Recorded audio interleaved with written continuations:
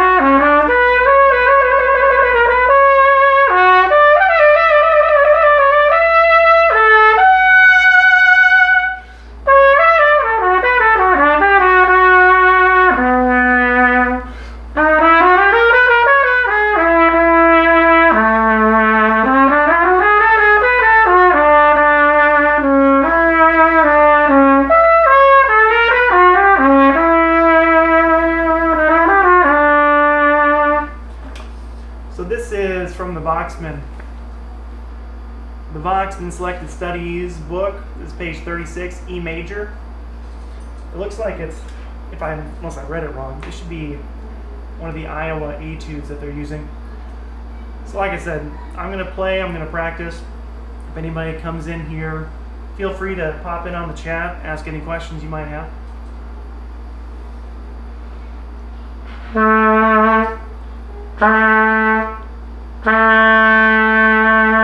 Really learning and trying to teach myself to relax more when I'm playing.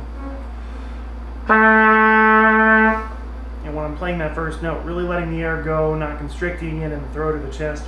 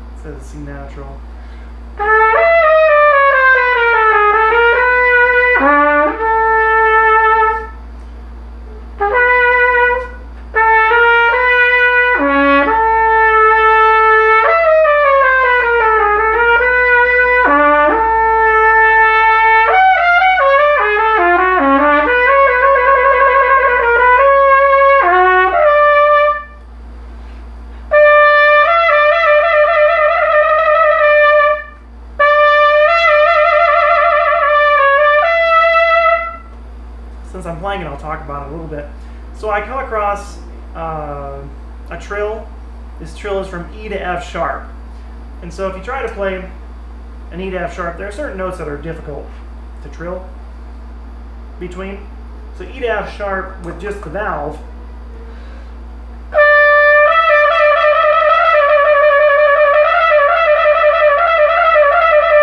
Like there's a real thin line where it works. Kind of like C to D is another difficult trill.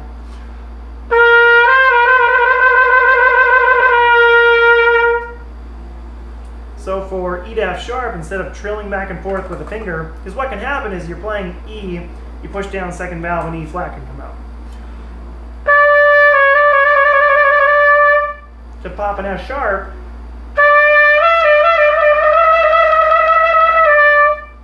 is much trickier. So what I do is I play a lip trill instead. So I pop out the third slide.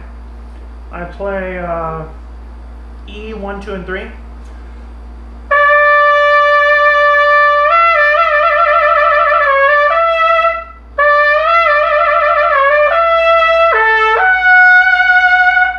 See how that works? And I do a lip trill instead.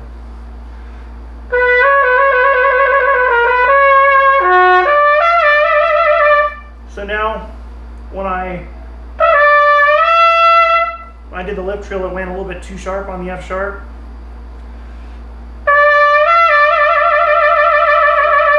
You see how trilling that way is a little bit easier.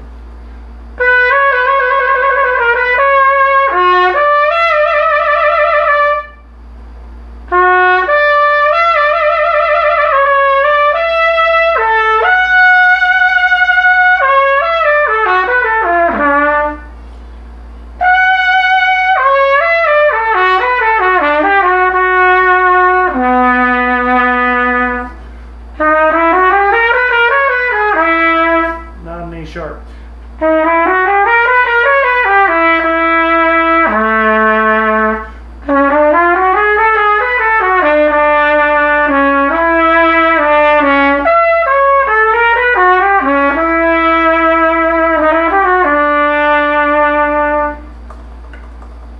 So the next thing I need to work on when I'm decrescendoing, those last notes, I want that decrescendo to go down to nothing.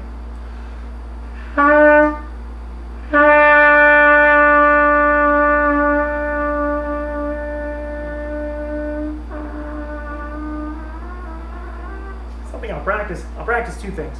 One, I'll just practice long tones as soft as I can.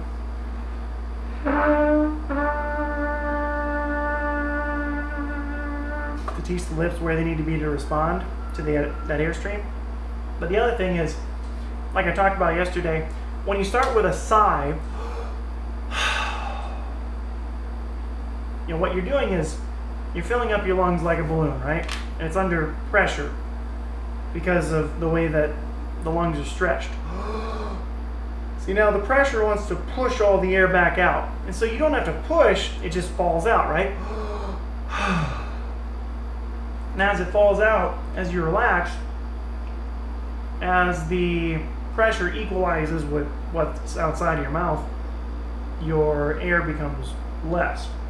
And so I'm teaching my lips to respond to that airstream change.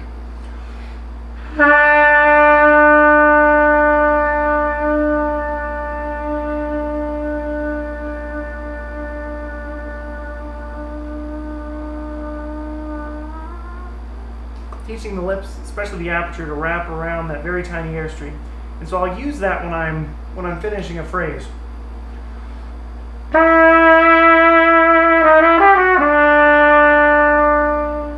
you can come back all the way down to nothing with your volume.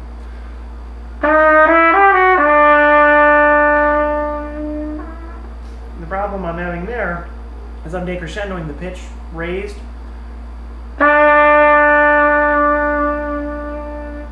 Right?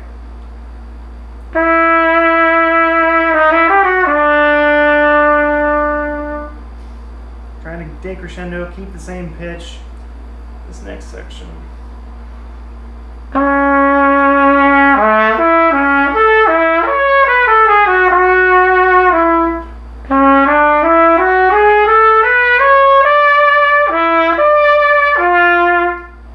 Yeah.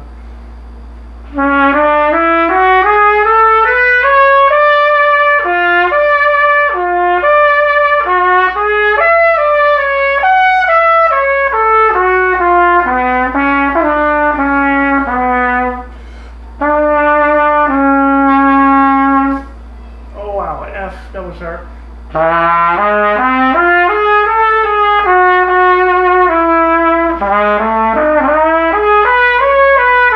Oh wow.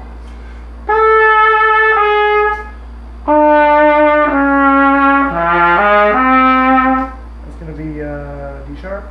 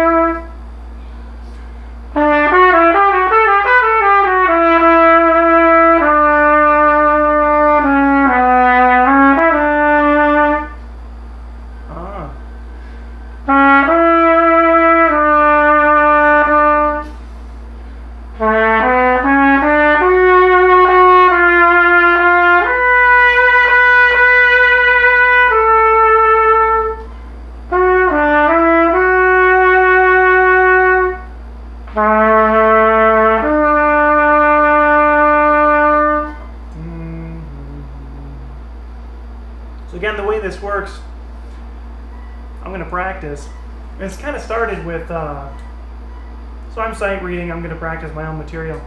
When I go to high schools or middle schools and I'm teaching lessons, sometimes I would practice between classes, or when I'm not teaching somebody. And I leave the door open if somebody wants to come in and ask a question. That's sort of what I'm doing here. This is my practice session. Feel free to leave a comment. If you have a question or something, I'll try to answer it.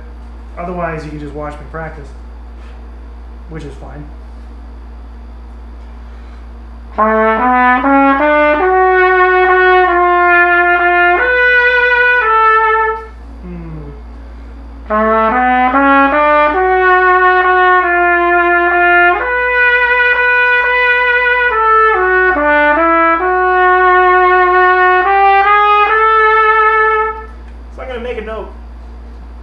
Memorize this section. So you play, whenever you're learning a piece, the best way to learn it is try to memorize it. So play it enough repetitions where you actually know what the thing sounds like. If you're not as familiar with a piece, after you know what it sounds like, try to figure it out without looking at it.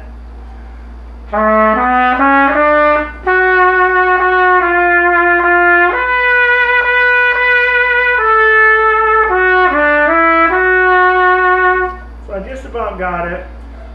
Now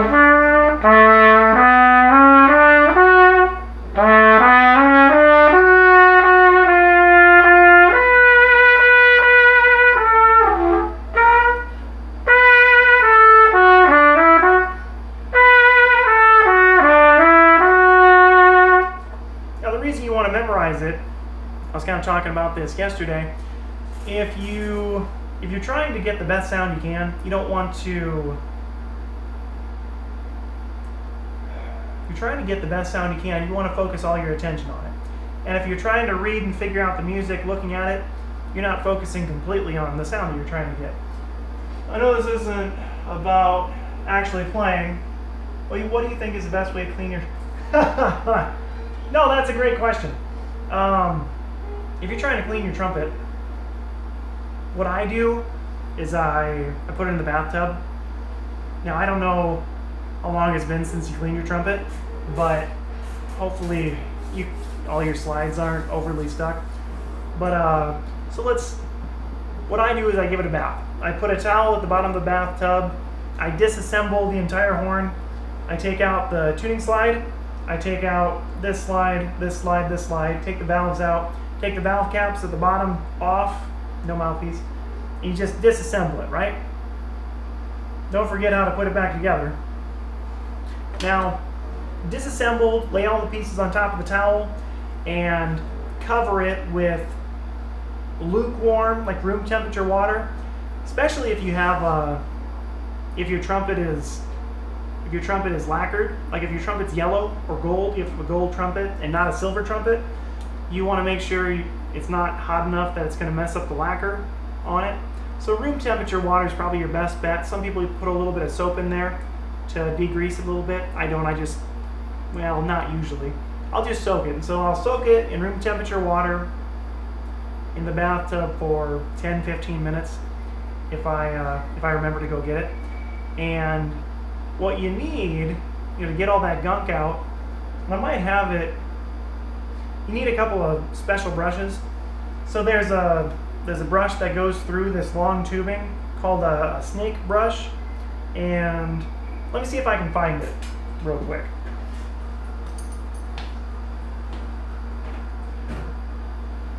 Oh, here we go. All right, so this is a snake brush. Let me show you. So a snake brush looks like this, all right? They call it a snake brush. You'll never guess why. So on either end, you have this brush tip on either end, and that's what you're going to fish through the lead pipe. You're going to fish it through all of your tubing, all of your slides. There is another brush, and make sure you rinse it out real good. Don't just push it through a couple times, especially if you have a bunch of gunk in there.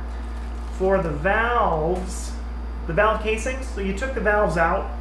You want to use a brush like this. You see it? There you go.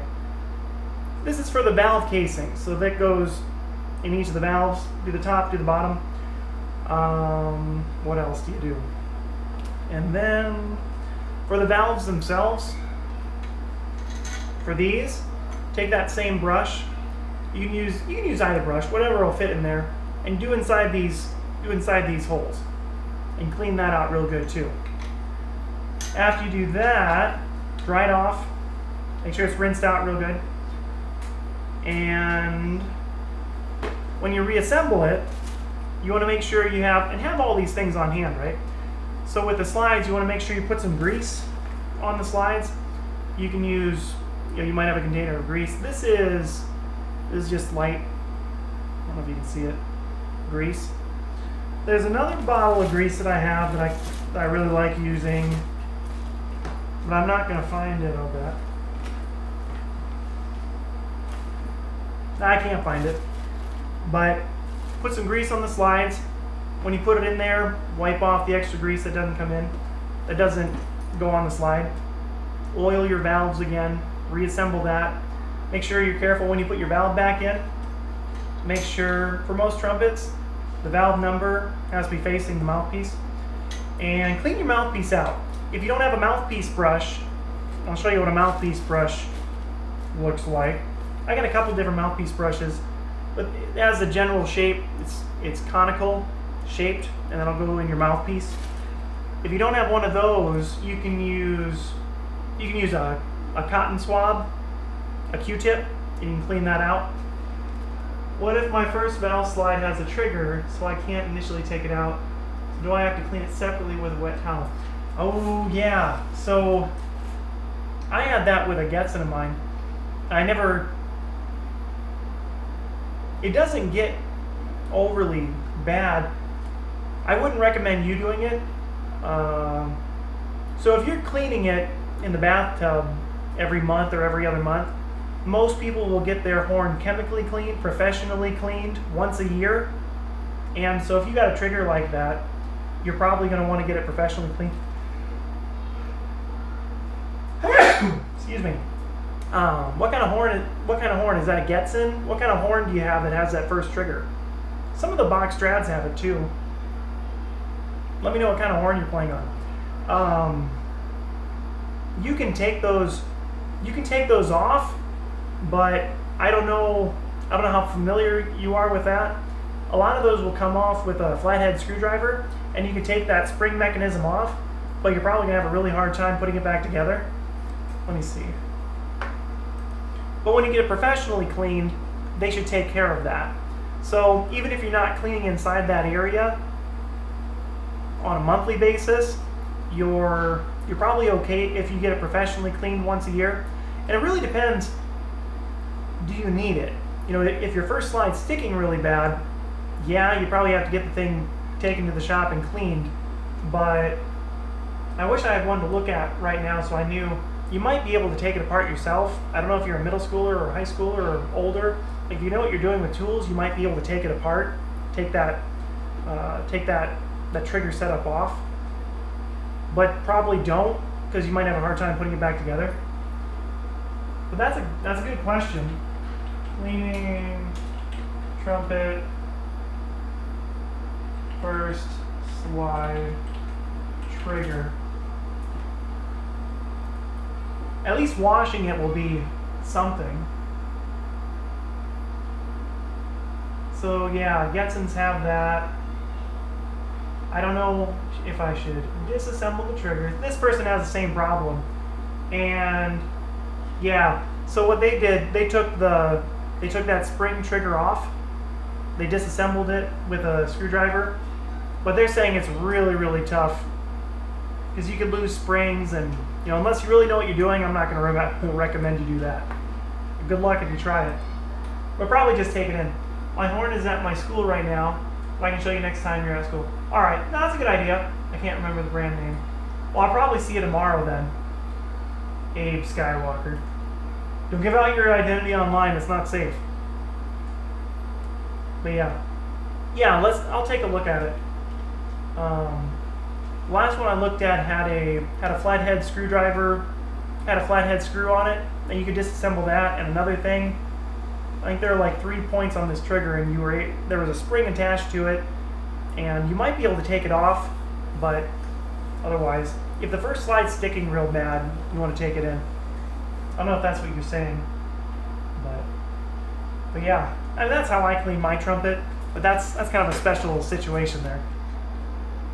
I haven't had to deal with that. I never took mine off, but I never had a first slide my first valve that never gave me any trouble. So it was probably dirty in there, but it never really bothered me. You're probably not going to have too much buildup anyway, so, you know. I'll take a look at it tomorrow. If you have another question, let me know.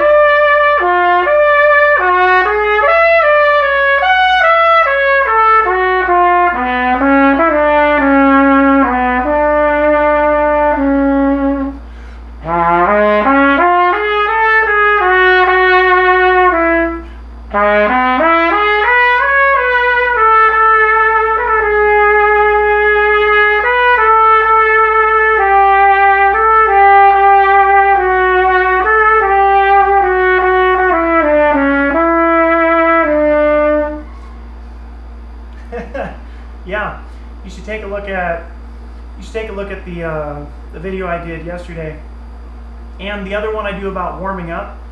I do a live stream about warm-ups. So with range, there's another great video. There's a guy who talks about this, but there's I'm forgetting what it is right now, but he talks about having the potential of playing high, right? And so what you want to do, you say your horn's at school, so you'll have to try it later. But the first thing I have my students do is, if you're one of my students, I haven't had you do this. Well, that's embarrassing. But anyway,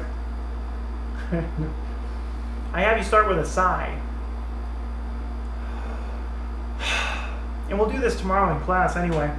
But you want to have the right muscles engaged when you're playing and the right muscles relaxed. So the biggest reason people can't play high is because there are opposing muscle groups fighting each other in their body. A good way to think about this is, if you ever see anybody box or fighters, somebody throw a punch.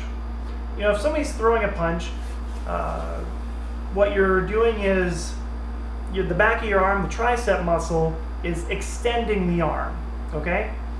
Now, that's all simple enough.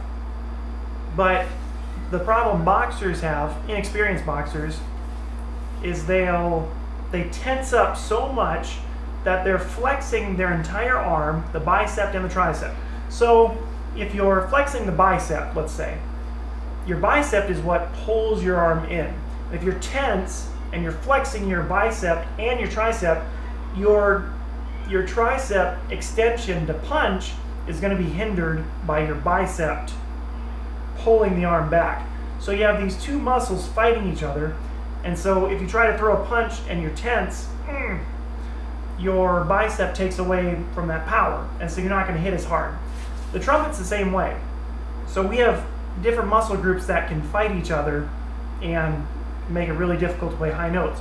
So the biggest example is you try to play something high and you tense up everywhere. If you are trying to blow air, like with your stomach, but you tense up in the throat and the chest, you're cutting your airflow off here. And so you can push really, really hard with your stomach, but the airflow isn't going through. Now this is just one of about 4 different things that I would talk about with range. So the first thing I would have you practice is relaxing that whole airstream by learning to sigh. Take a deep breath, and then completely relax. When you relax all your muscles, the air falls out of your lungs, right? Just like you fill up a balloon, the balloon's under pressure. When you open up the top, all the air falls out. Your lungs are the same way. So the first thing you want to do is teach yourself to play relaxed. Breathe in.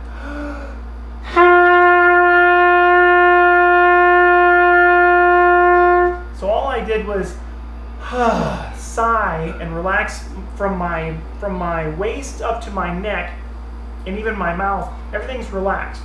Now, after you get that relaxed feeling, everything's open and relaxed and the air just falls out of your mouth through the trumpet. You want to, with your lips are going to grab onto the airstream. They're going to react, okay, to the air. You can't just do nothing. You know, you won't get a vibration. So you have to hold your face in place. So you have your lips interacting with that airstream, but you just sigh.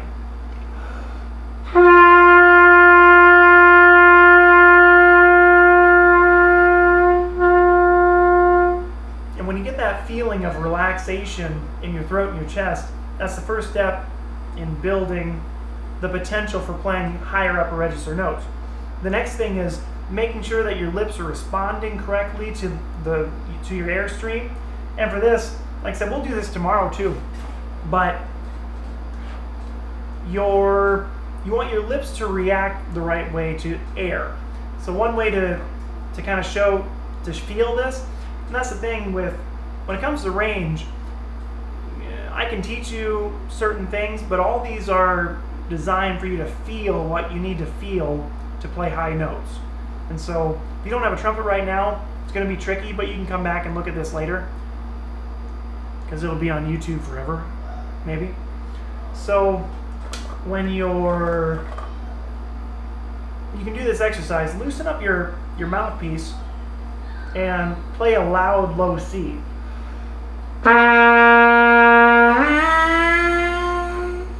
And then take the trumpet off. Now when I took the trumpet off, you notice the pitch went up, right?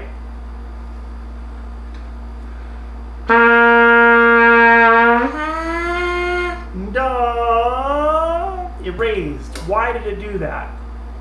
If you don't know, when I have my mouthpiece on the side of my mouth, like at an angle, I seem to get a higher pitch. I don't know if that's good or not.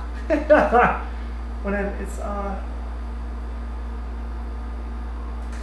if you're having to do something goofy to get a high note, I don't want to tell you that it's wrong, because in the end, the biggest indicator is, does it sound good? If it sounds good and it works for you, then you can do it to a certain extent. Like if you look at famous high note players like John Faddis. John Faddis looks like he has a goofy embouchure, but he plays amazing. Or Dizzy Gillespie puffed his cheeks out. There are all kinds of bad habits that you can make work. I don't know if you remember Chitty. No, I'm not gonna. There's a lot of players that are really good that have goofy embouchures. Well, that's another one. Or puff their cheeks, or use bad form. So it just kind of depends if it works for you and if it sounds good. That's the most important thing. But if you're just doing something weird to get a squeaky note, I mean, I can do a goofy embouchure and play high notes, but it's not sustainable. You know, I can do goofy things with my lips to get higher pitches, but it's not really applicable to the playing that I do. So I try to develop things like this to learn to play better. So if you have to do one weird thing in order to get the result that you want, it's probably just one weird thing that you would be better off in the long term just developing your playing in a more efficient, more relaxed way of playing. And that's going to help you with your tone, and it's going to help all of your playing and not just hit a couple extra high notes. That's how I think, without having heard you or knowing you're playing that well. That's what I would say. Where I left off, if you check out where this mouthpiece just naturally resonates, you hear that note?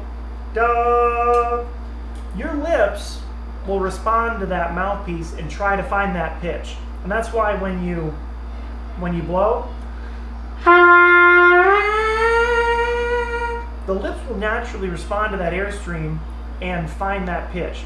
Now, this is sort of a long explanation to get to where I want to show you how it applies to high notes.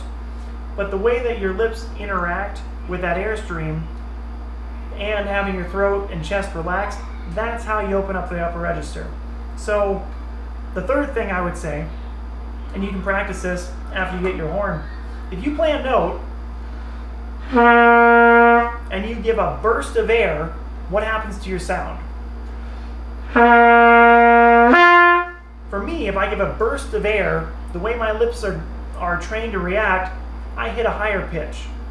Now, there's two things that can happen. You could go higher, or you could just get louder, right? If you're blowing more air through the horn. If you teach your lips to react the right way, and they're going higher, then all you need to do from there is keep relaxed and put more air through the horn effectively and teach your lips to grab it the right way. So, range, if I put all this together, relax, push the right way, relax the right muscles, engage the right muscles, and I blow more air, the pitch should ascend. Now, I'm not saying that my lips are holding still the whole time. The way your lips react with the air is important. That's why I gave you that last exercise. Because your lips will respond to that, and the pitch will go up the same way as when you blow. You want your lips to respond the same way.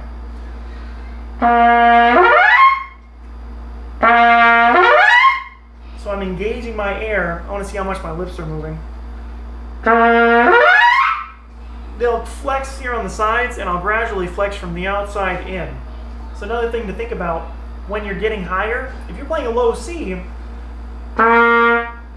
your corners should be firm, you're relaxed, you're pushing from your stomach, but all this is relaxed. If you're playing higher, like a G, I'm firm to here, and this is relaxed. The higher you go, the smaller that relaxed area is. So if you're playing a C, now this is all engaged, but this very middle part is relaxed. Here I'm flexed to here, and the very center is relaxed. That area is getting smaller. And the more relaxed you can keep that center lip, the easier it's going to vibrate to your air. It's going to respond better, and it's going to have room to resonate better. So if I'm playing a C, I'm pretty firm on the corners, and I firm up in just the very middle, a very tiny spot in the middle. I try to keep relaxed to resonate. Now nobody's perfect at this, but the better you can do it, the higher your notes are going to be. The more efficient you're going to play, the more effective this is for you. The more relaxed you are when you're playing in the throat and the chest area, and you're not constricting the airflow and you're not fighting yourself, the upper register is going to open up. The more you flex the center of your lips to fight the air. If your lip response is just to fight the airstream that's going through, it's going to take a lot of energy to play. If you teach yourself, start with start with your airstream. Relax. Teach your lips to respond the right way to the airstream. Your upper register is going to open up. And this is just the basic fundamental. You work on this every day. You start playing more efficiently. And then you start working on your harmonics like we work on in class. And you start working on that with these same concepts in mind.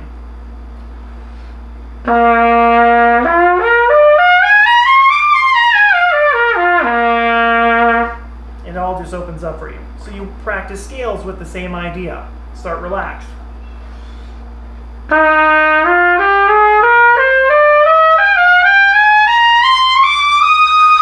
And you're able to, it opens up for you.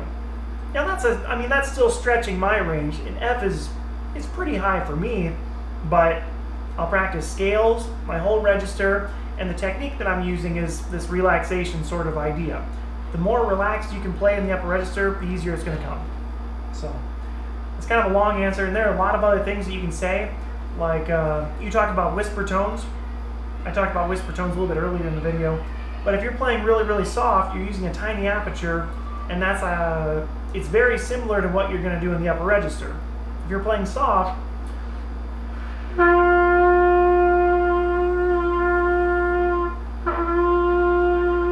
you're teaching your aperture to respond. You're teaching your lips to grab a very thin airstream. When you're then blowing a lot of air and your lips maintain that aperture, that's a high note.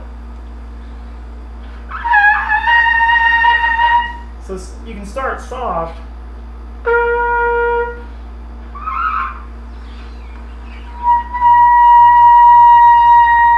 And find that spot where that note wants to resonate on your lips, on your trumpet, all right?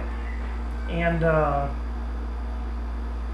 soft tones, you can check out, Cat Anderson has this method where he would play a G in the staff as soft as he could. Check out Cat Anderson. He has his own, he had a method book, he's been dead forever, but he's one of those early pioneers of high notes, just incredible range. Cat Anderson, he's amazing. But he would play in his book, he talks about playing a G in the staff for 20 minutes as soft as he could.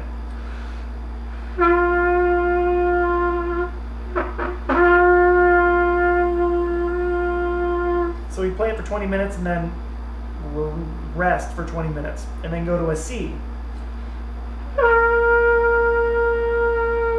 Play a C for 20 minutes and then relax for 20 minutes. And keep doing that with all your open, no finger notes, up all the way to as high as you can get, right?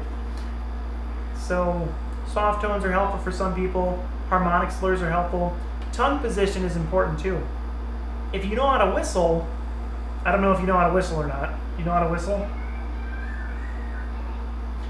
If you can whistle, try whistling low to high. And notice what the inside of your mouth does. Notice what your tongue does. Notice how your mouth resonates at a certain frequency too. And we'll talk about this tomorrow. But you ever hear people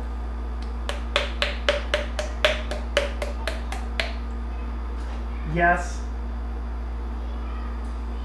So if you know how to whistle, good. So the same way that you whistle low to high, notice how your tongue moves.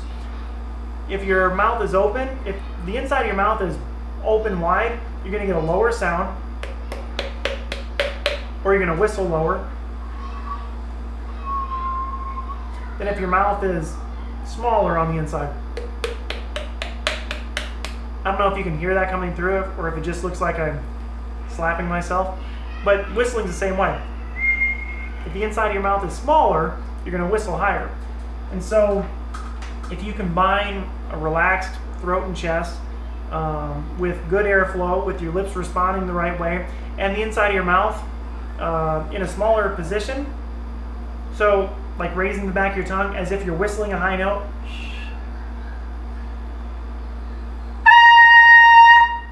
you're more effortlessly going to hit those notes that you're trying to hit, right?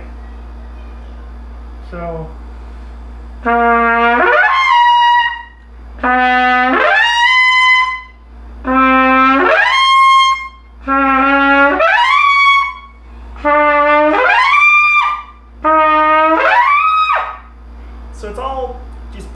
these concepts together is going to equal high range. But it's a lot to think about, it's a lot to practice, it's a lot to work on, and you know, you might want to spend half hour or 45 minutes on these fundamental concepts until you get familiar with it, and then start adding on and building on to it. So try it out, see if it works for you. You can try practicing music that you know really, really well up an octave. So I'm practicing this etude in E major.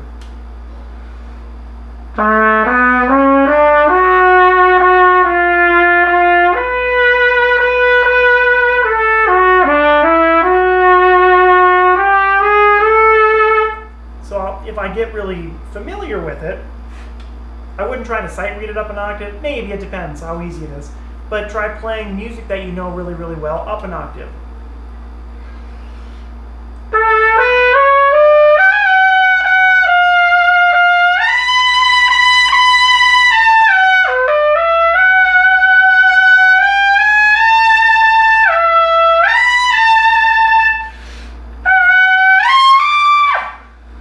So now I'm starting to stretch out my range a little bit. I'm starting to add extra tension to the middle of my lip. And once I feel something go wrong, I go back and see where it went wrong and try it again.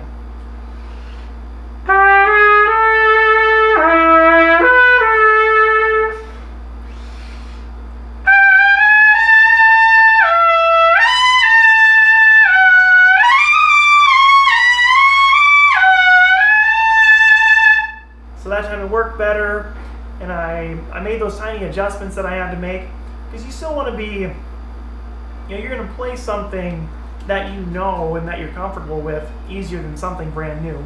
So pick things that are simple when you're trying to go up higher. Play your scales higher. Take your concert B flat scale.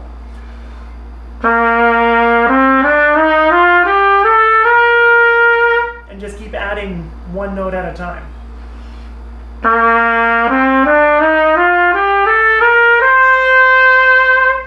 You can keep the best sound you can. Try to incorporate all the techniques.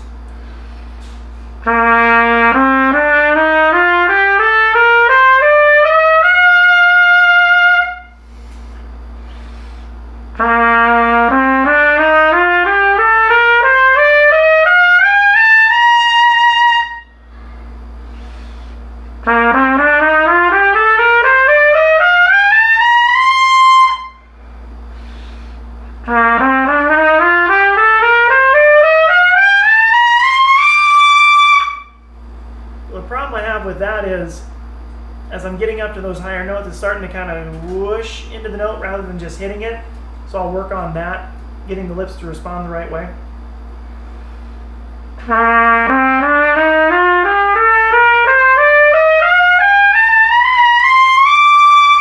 Still kind of whooshed into it.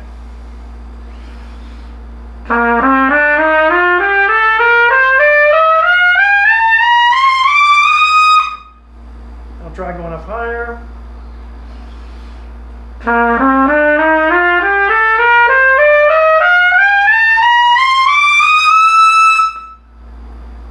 That was weird. I expected a G to come out.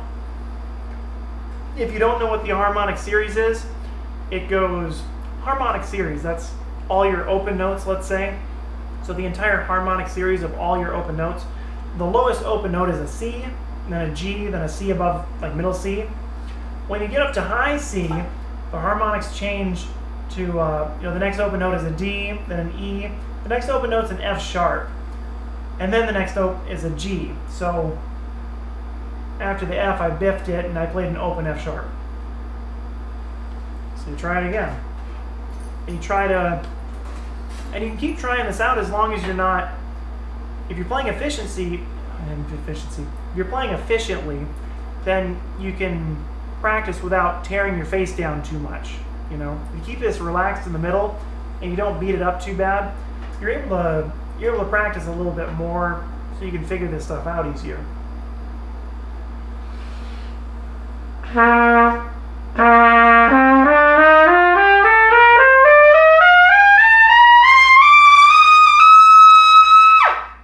Still an F sharp coming out. I'm trying a different mouthpiece out, and every mouthpiece is a little bit different, and they have different breaks in different areas. So for some reason, between F and G, it's just, I could try to force it out, but I'd rather spend the time trying to find where it wants to come out itself, because then I'm not going to beat myself up trying to figure it out.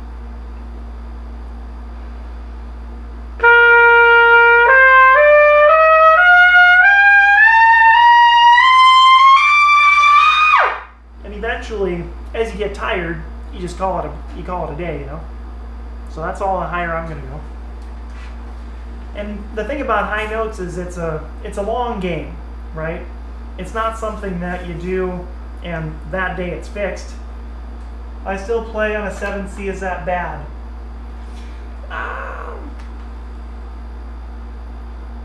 Is it bad? It depends.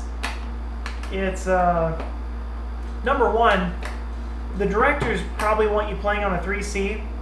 7C is a very small mouthpiece. That being said, I can play. The mouthpiece doesn't make the man, right?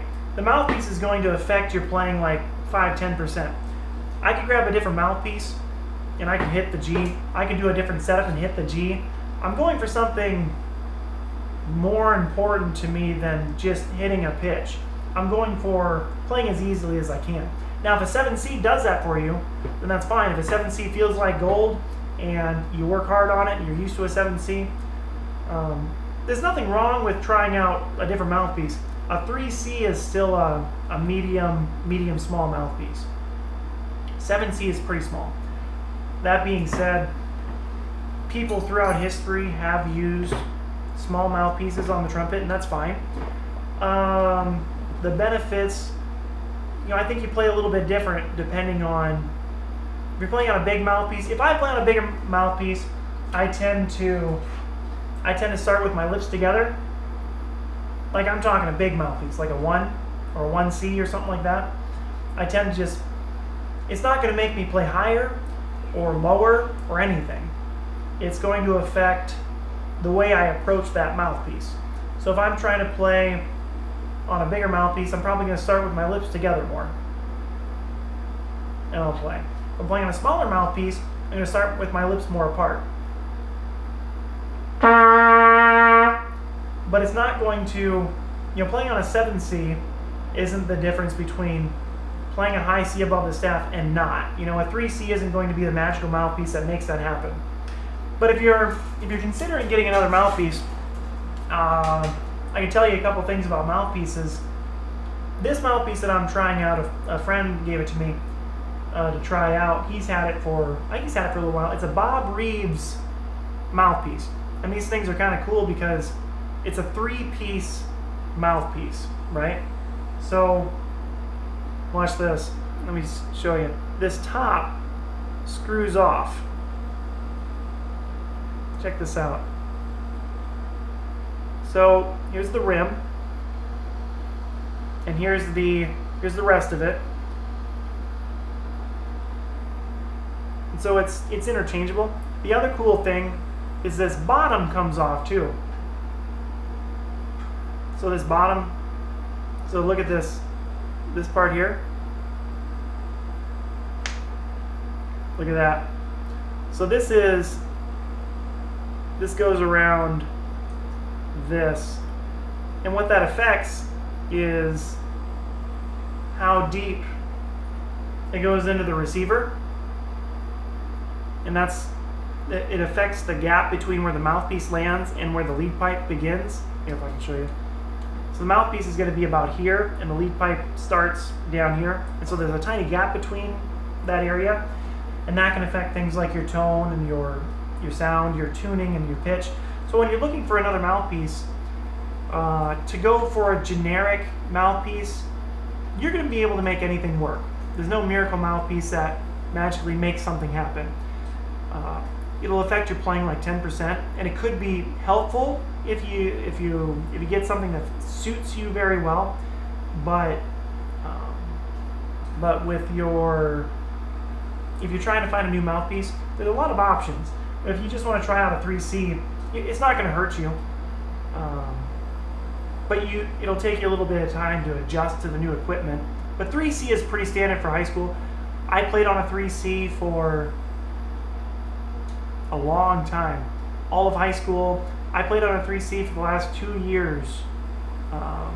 Everything. Jazz, classical, some lead on some charts, soloing, everything. I played 3C. And I'm just trying this thing out because my friend gave it to me. And it plays okay. It doesn't, I'm still not quite used to it, but you know, it's fun to try it out. You'll feel the difference for sure. But I think there are other people in your class that play a 1C, and they do a really good job, and they can play very, very high on it. It just kind of depends on your lips, depends on how your lips respond to it. So it's a really personal decision. If you can find a friend that has the mouthpiece you might want to try out, you might ask if you can try it out, if they have an extra. Usually you're not going to find a store that will loan you a mouthpiece to try out because, you know, they don't want you playing on their mouthpiece and giving it back because it's gross. Yeah, that's what I would say about mouthpieces and equipment in general.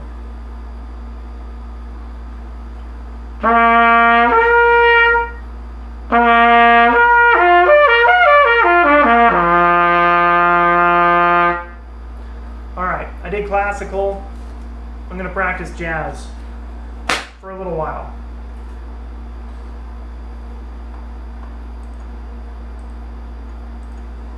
If I can find... So this tune I'm going to be playing is... It's a Lee Morgan tune, Sidewinder. I'm working on soloing on it because I'm not very good at it. And you practice what you're not good at. And I don't...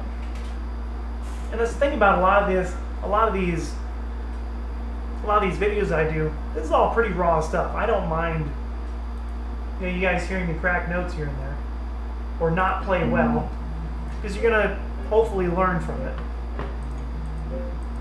And then it's more about the work you put into it.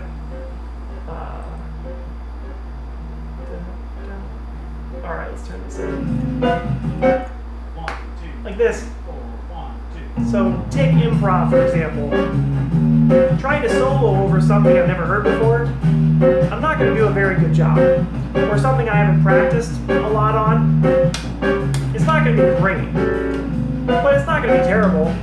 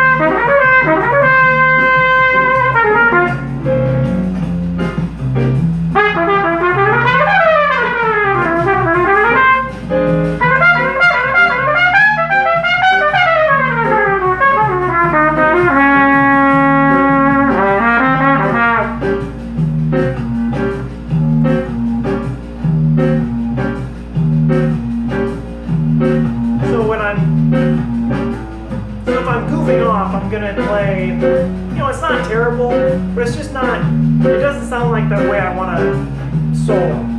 So I'm going to start working in some ideas slowly. So I'm going to start with a basic pentatonic scale and start working some licks in there.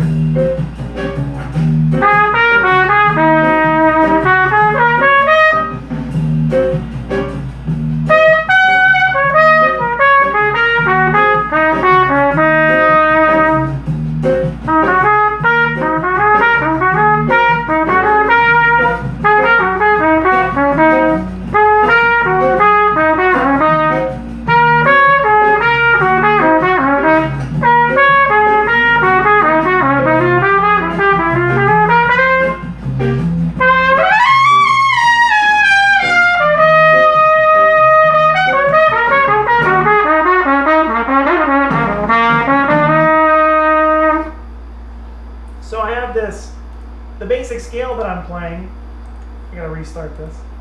The basic scale I'm playing is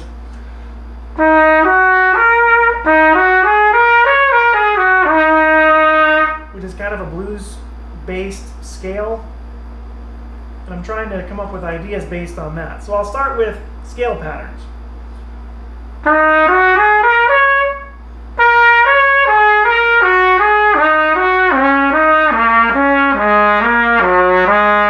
Do that over my entire register if I can.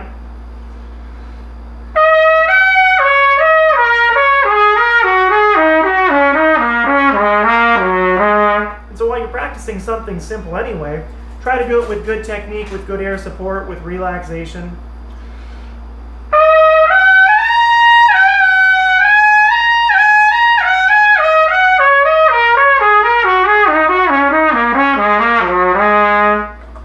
Speed it up so I can work it into the tune.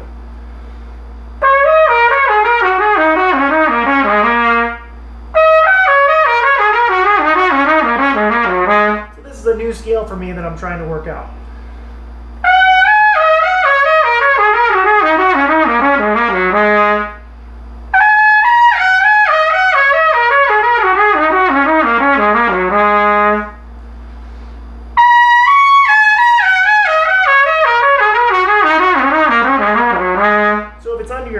You're able to work in ideas from it. So I'll give you an example.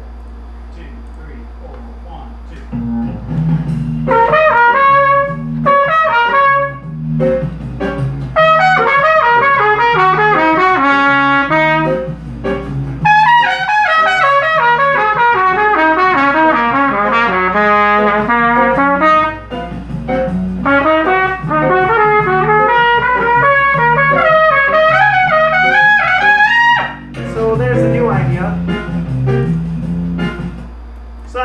I'm going to put in there.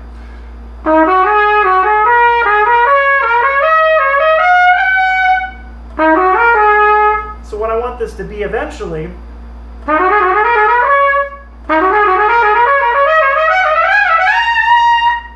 I want it to go fast in triplets. So I'm going to work up this idea until I can do that.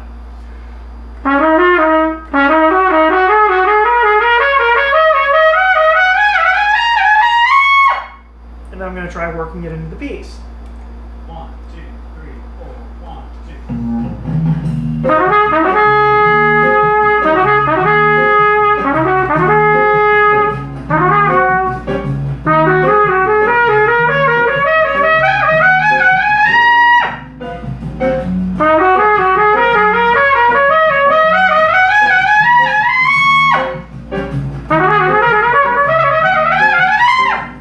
So it's not quite clean enough.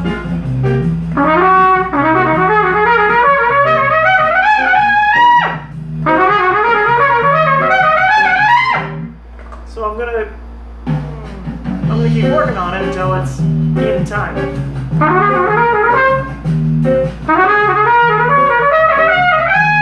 I kind of like the 8th note better.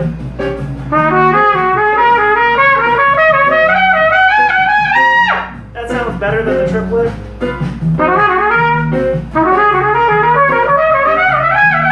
I don't know.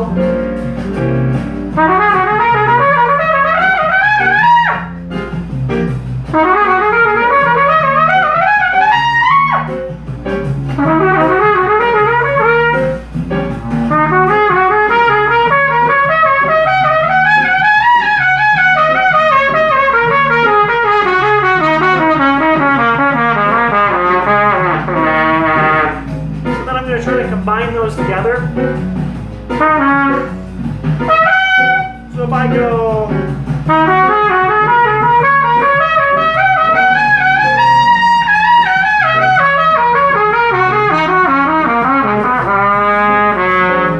so now I have licks that go up and I have ideas that go down. So if I put those together,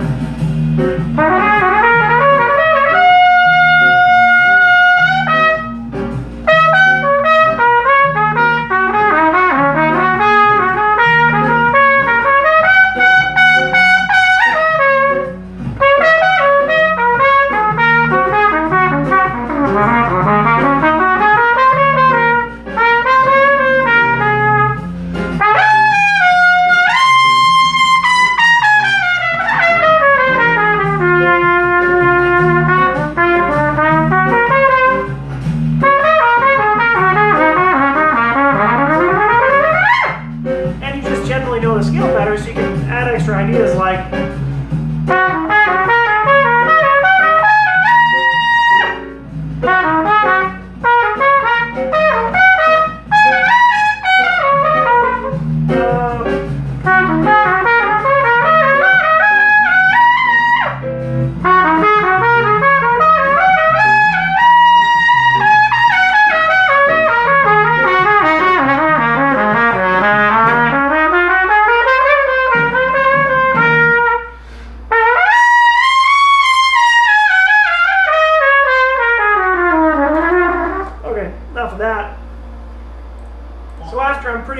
scale like that, and I can do a lot of ideas in that key. I'll do something more specific in the key that I'm in. So I'm playing an F dominant chord. So now I'm going to play some ideas based in that key. I'm going to play something called the Bebop Scale.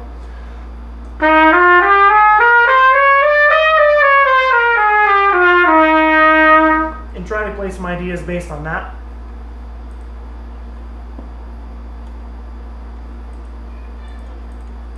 Go back. I want to see how this sounds. Yeah. So if I put those together.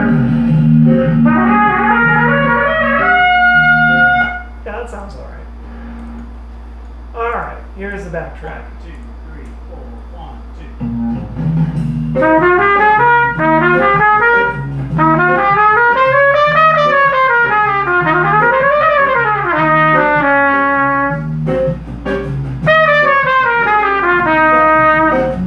Changes keys, I'm going to do a different scale.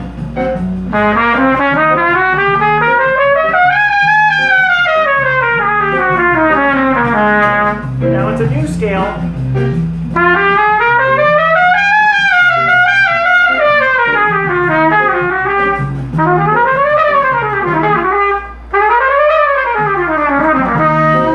So I kind of like that idea that I did.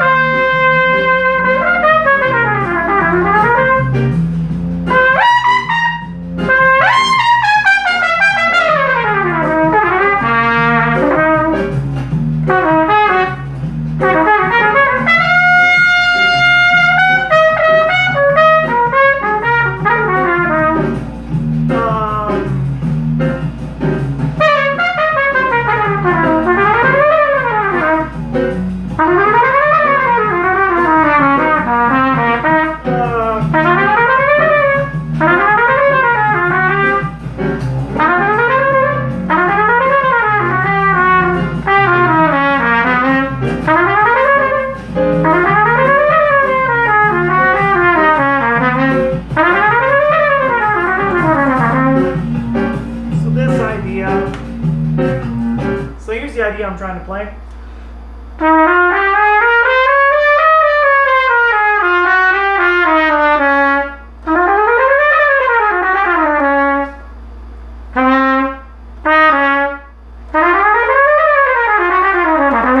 So that's the full idea that I want to work into this.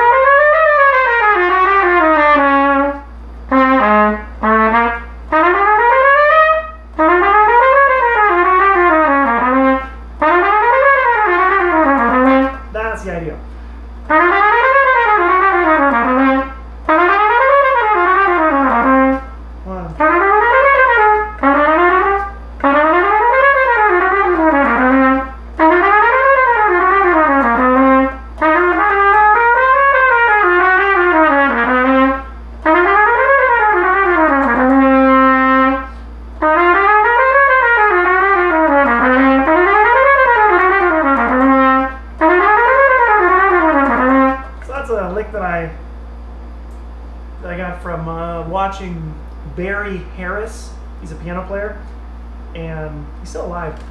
Really great player, awesome teacher, and he really breaks things down. If you ever check out some Barry Harris, he's great for improv. But I'm going to try to work this idea back in.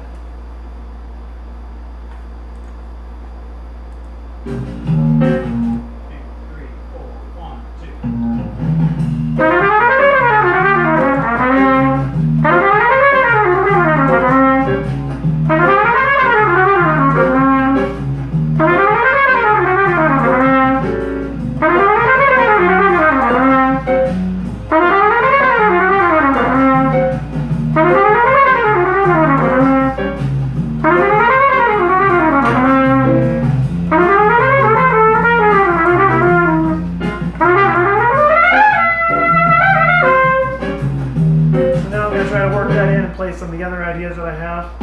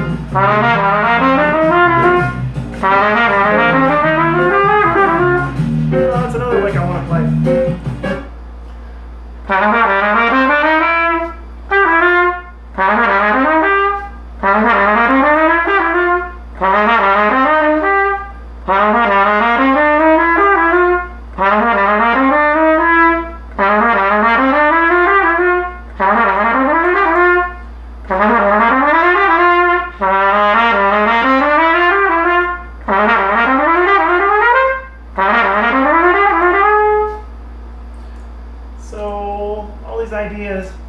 I think I have a good tone, but I still feel like I can do better tone. Tone's another one of those things. If you're playing with a sigh, like we talked about, the first step is opening up everything that you can. So it starts with your air, and if you're saying, whole, like with the back of your throat being open, whole, everything's open, ah, you're gonna have the most resonant tone you can make. I had trouble with tone when I was a freshman in high school. I didn't have a great tone. And the one thing, the guy's name was Dr. Wood, Dr. Peter Wood. I don't know where he's at right now. I think he went to Alabama. I don't know where the heck he went. But he was a fantastic trumpet player, and I took a lesson or two with him, and he taught me note bending, and that completely fixed me, because my problem was when I played pinched. My lips were pinched, and I played with a very pinched sound. And so he taught me to note bend.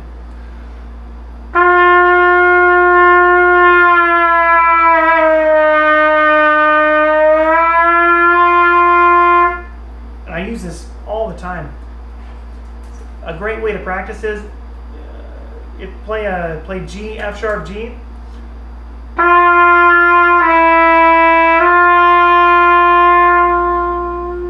And then do it without changing vowels.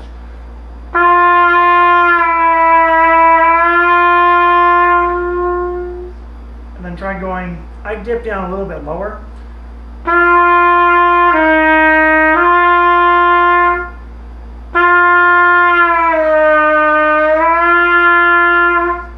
And I watched a video, Håkan Hardenberger used to do this, and he sounded really, really good.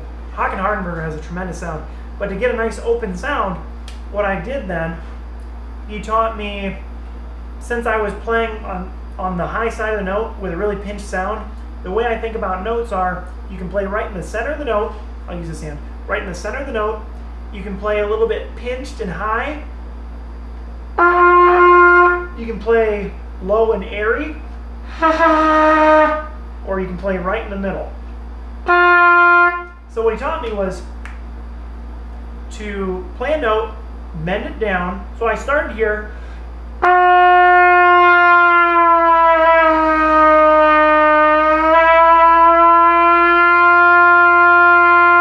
And you would have me raise it back up precisely where the best tone was.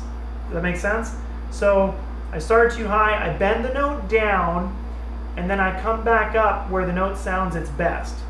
And that was one of the first times that my tone just, that was one of the biggest moments where my tone just opened up and I had a really, really good sound after that. There are a lot of other things you can do.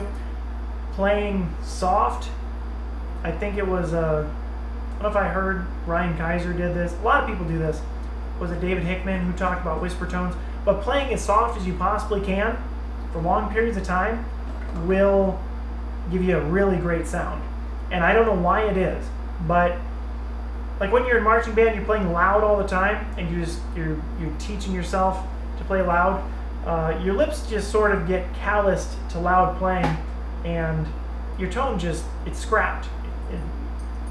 You shouldn't play loud all the time. You can counteract that with soft playing. So I've been in that situation where I have to play really loud or my tone sucks. And when I'm in that situation, if I take one whole day and try to play soft for a whole day, I'll play all my songs, my etudes, my scales, my warm-up, everything soft. And I'll practice something called whisper tones, playing as soft as you can.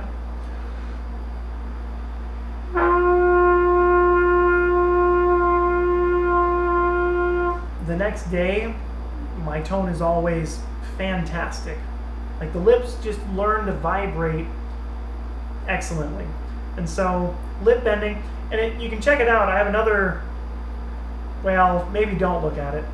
It's kind of embarrassing. It was one of the early videos that I did, and I'm a little bit too enthusiastic in the video.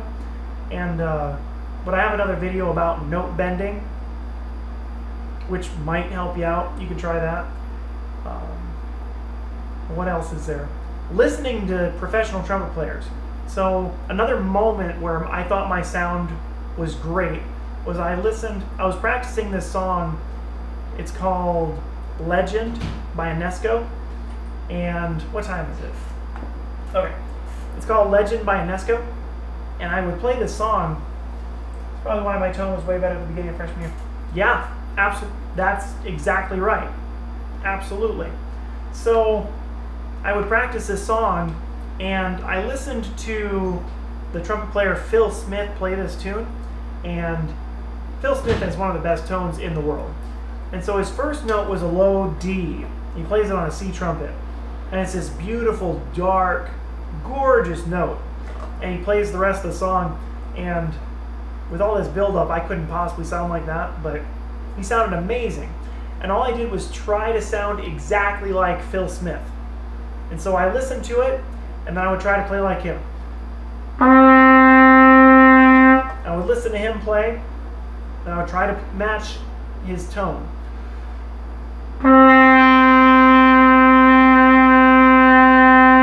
I matched his vibrato, like everything, as close as I could.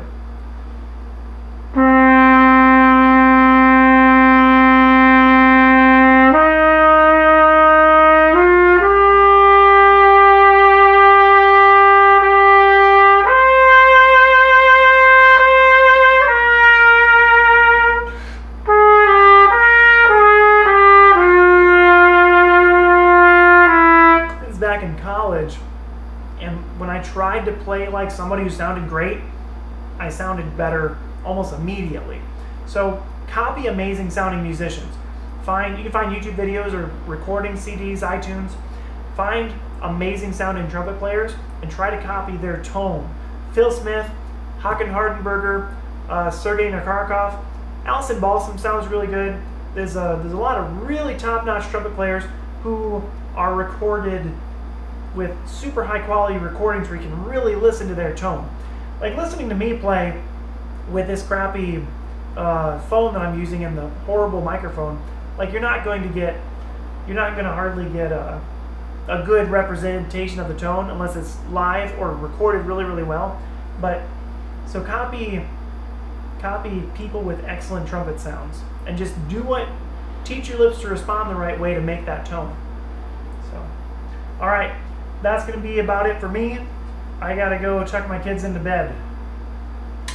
Hey, thanks for coming in. Thanks for watching.